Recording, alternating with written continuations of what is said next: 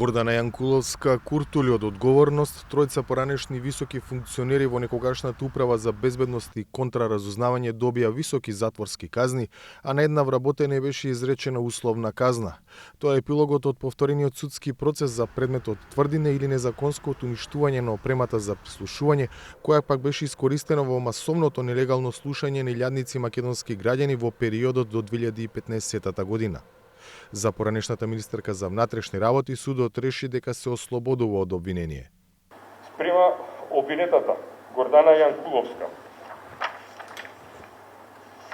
за кривичното дело што и се цага на тоа се ослободува од обвинение согласно член 403 став 1 од ЗКП, бидејќи јавниот обвинител не докаже надвор од разумно сомневање дека обвинетата го сторила кривичното дело за кое се обвинува. Од она што го слушнавме денеска од судијата при објавување на пресудата, може да се заклучи дека судот ги прифати од наводите на одбраната дека кај Гордана Јанкуловска воопшто не постоело ниту умисла, ниту намера да се уништи конкретната опрема, а уште помалку да се причини било каква штета на државата и на министерството.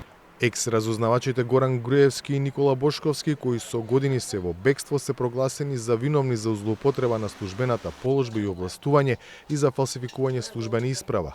Првиот доби казна затвор од 14,5 години, а вториот одрече си 10 години.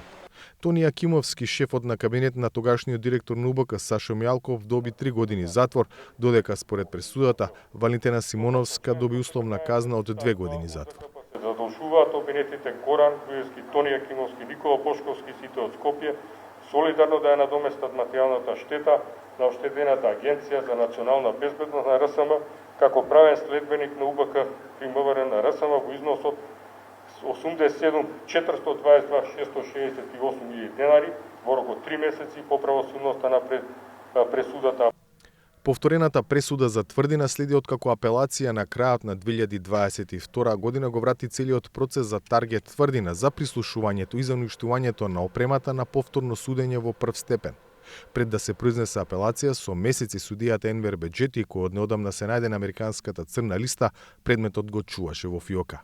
По усвојувањето на измените на кривичниот законник во 2023 година, дел од кривичните дела застареа, меѓу кои и оние за поранешниот шеф на УБК Сашо Мјалков.